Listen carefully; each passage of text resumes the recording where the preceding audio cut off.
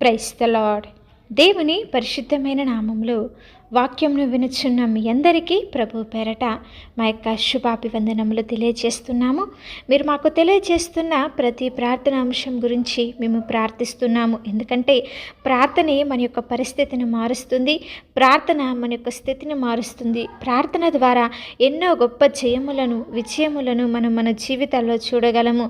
ప్రార్థన ద్వారా మన యొక్క ఆత్మీయ స్థితిలో మనము ఎదగగలము. కాబట్టి ఇంకా ఏమన్నా ప్రార్థనా అవసరతలు మీకున్న ఎడల స్క్రీన్ మీద కనిపిస్తున్న నెంబర్కి కానీ కింద కామెంట్ సెక్షన్లో కానీ మీరు మాకు తెలియచేసిన ఎడల మేమందరం కూడా మీ గురించి ప్రార్థన చేస్తాము.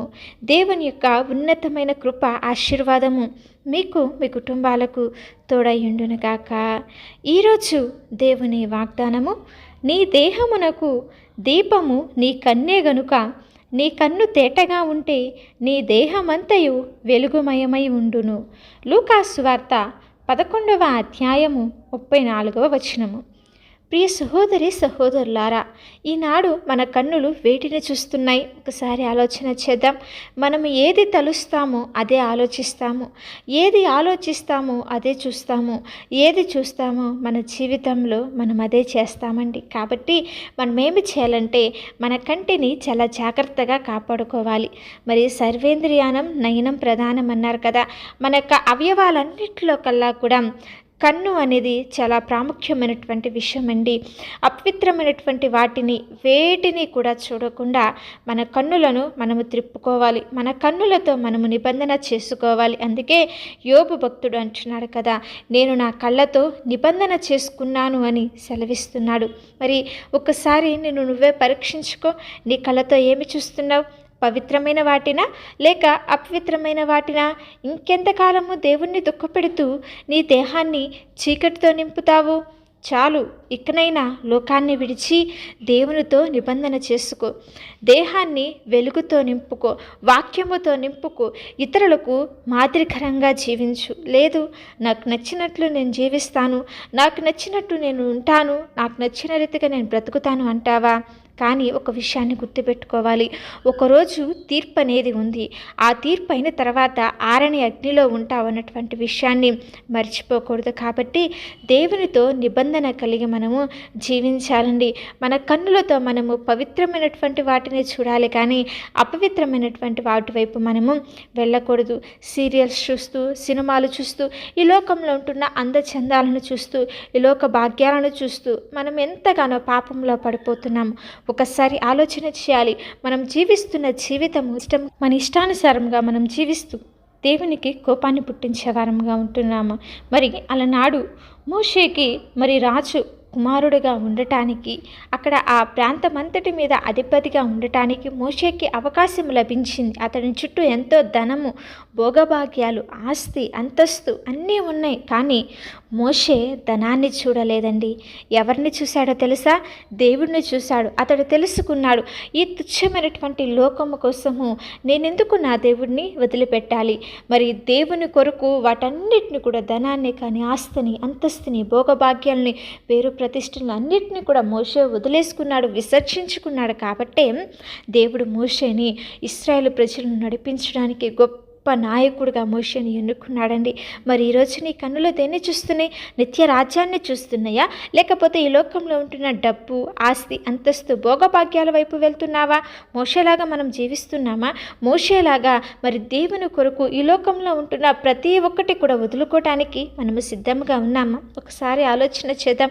వాక్యం సెలవిస్తుంది, నీ దేహమునకు దీపము నీ కన్నే గనుక నీ దేహాన్ని నువ్వు వెలుగుమయంగా ఉంచుకోవాలి, లేదంటే నీ దేహం అంతా కూడా చీకటిగా ఉండిపోతుందని వాక్యం సెలవిస్తుంది కదా.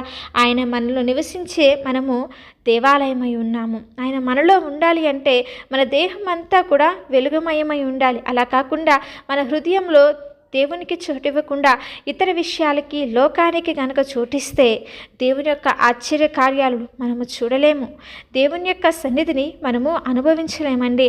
ఆయన ఏమీ కోరుకోవట్లేదు, మన హృదయంలో ఆయన స్థానాన్ని కోరుకుంటున్నాడు. కాబట్టి నీ దేహం అంతా కూడా వెలుగుగా ఉండాలి, ఆయన నీతో నివాసము చేయాలంటే నీ కన్ను చాలా తేటగా ఉండాలండి. కాబట్టి ఈరోజు నీకు ఏది కావాలో నిర్ణయించుకోవాల్సింది నువ్వే. దేవుని రాజ్యాన్ని సంపాదించుకోవాలంటే ఈ లోకంలో ఉన్న వాటి వైపు చూడకుండా దేవుని రాజ్యం వైపు చూడాలి, ఆయన సన్నిధి వైపు చూడాలి. ఎప్పుడు కూడా మన యొక్క కన్నులు ఆకాశం తట్టెత్తు దేవునికి ప్రార్థన చేసేదిగా ఉండాలి. కానీ ఈ లోకంలో ఉన్న వాటి వైపు మనము పరిగెత్తకూడదండి. ఎందుకంటే ఈ లోకంలో ఉన్నదంతా కూడా శరీరాశ, నేత్రాశ, జీవపుడమము. ఈ కళ్ళున్నాయి చూసారా, ఏదన్నా చూస్తే మన కంటికి ఏదన్నా అందంగా కనిపించిందంటే అదే కావాలని మన మనసు ప్రేరేపిస్తుంది. అది ఎలాగైనా సంపాదించే అంతవరకు, దాన్ని పొందుకునే అంతవరకు ఎంతగానో ప్రయాసపడతాం కదా. మరి ఇవన్నీ కూడా వ్యర్థమైనవే కదండి. నువ్వు ఎంత సంపాదించుకున్నా, నువ్వెన్ని ఆస్తులు అంతస్తులు పోగేసుకున్నా అవి ఏవి కూడా నిన్ను నిత్య రాజ్యానికి తీసుకెళ్ళవు. అవి ఏవి కూడా నిన్ను పరలోక రాజ్యానికి తీసుకెళ్ళవు. మోషే సమస్తాన్ని వదులుకున్నాడు కాబట్టే దేవుని రాజ్యానికి వారసుడయ్యాడు. ఎంతో గొప్పగా ఈరోజు మనము మోషే గారి గురించి చెప్పుకుంటున్నామంటే దేవుని కొరకు ప్రయాసపడ్డాడండి. ఈరోజు నువ్వు కూడా మోషే వలె ఈ లోకంలో ఉంటున్న సమస్తాన్ని విడిచిపెట్టేసి అదృశ్యమైన వాటిని గనక నువ్వు చూడగలిగితే దేవుడు నిన్ను గొప్ప ఉన్నతమైన స్థానంలో నిలబెడతాడు. గొప్ప మేలులను, ఆశీర్వాదములను మీ జీవితంలో ఆయన అనుగ్రహిస్తాడు. నీకు ఎప్పుడు ఏది కావాలో ఆయనకి తెలుసు కనుక నీ కన్నుని గనక తేటగా ఉంచుకొని నీ యొక్క హృదయంలో దేవునికి స్థానం ఇవ్వు. నీ యొక్క హృదయంలో ఆయనకి అవకాశం ఇవ్వు. ఆయన గనక నీ జీవితంలోనికి వస్తే నీ బ్రతుకు మారుతుంది, నీ జీవితం మారుతుంది. చీకటిమయమైపోయినటువంటి నీ యొక్క జీవితం మారిపోయి ఇతరులకు మాదిరికరంగా, ఇతరులకు వెలిగిచ్చేదికరంగా ఉంటుంది. కాబట్టి దేవునికి చోటిద్దాం. మనలో ఉన్న అపవిత్రమైనటువంటి వాటన్నిటిని కూడా తొలగించుకొని దేవుని కొరకు ప్రయాసపడే వారంగా ఉందాము. చిన్న ప్రార్థన చేసుకుందాం. మమ్మల్ని మిక్కిలిగా ప్రేమించిన మా ప్రియ పరలోకపు తండ్రి, శ్రేష్టమైన కృపగలిగిన నామమును బట్టి మీకు స్తుతులు స్తోత్రములు చెల్లిస్తున్నాం. అవునయ్యా, మా కన్ను తేటగా ఉంటే మా యొక్క దేహం అంతా కూడా వెలుగుగా ఉంటుందని సెలవిస్తున్నదేవా. ఇంతకాలము మేము చెడ్డవాటి వైపు చూస్తూ, అపవిత్రమైనటువంటి వాటి వైపు చూస్తూ మా దేహాన్ని చెడిపోయినదిగా, చీకటిమయముగా చేసుకున్నాము తండ్రి. ఇక నుంచి అలాగా కాకుండా దేవా, మా హృదయంలో మీకు స్థానం ఇస్తూ దేవా, మంచిది పవిత్రమైన వాటి వైపు చూస్తూ నీ యొక్క వాక్యంను ధ్యానం చేస్తూ నీ సన్నిధిలో ఎదిగే కృపను మా అందరికీ అనుగ్రహించమని ప్రార్థిస్తున్నాం. వాక్యం వింటున్న ప్రతి ఒక్క బిడ్డను మీరు దీవించండి. వారు ఎదుర్కొంటున్న ప్రతి ఒక్క అనారోగ్య పరిస్థితుల్లో నుంచి విడుదల దయచేయండి. మంచి ఆరోగ్యంలోను, శక్తిని, బలమును మీరు అనుగ్రహించండి. వారు ఎదుర్కొంటున్న ప్రతి ఒక్క ఆర్థిక పరమైన ఇబ్బందుల్లో నుంచి విడుదల అనుగ్రహించండి. ప్రతి ఒక్క సమస్యల నుంచి జయమును, విజయమును అనుగ్రహించమని ప్రార్థిస్తున్నాం. వారు చదువుతున్న చదువుల్లో తోడుండండి.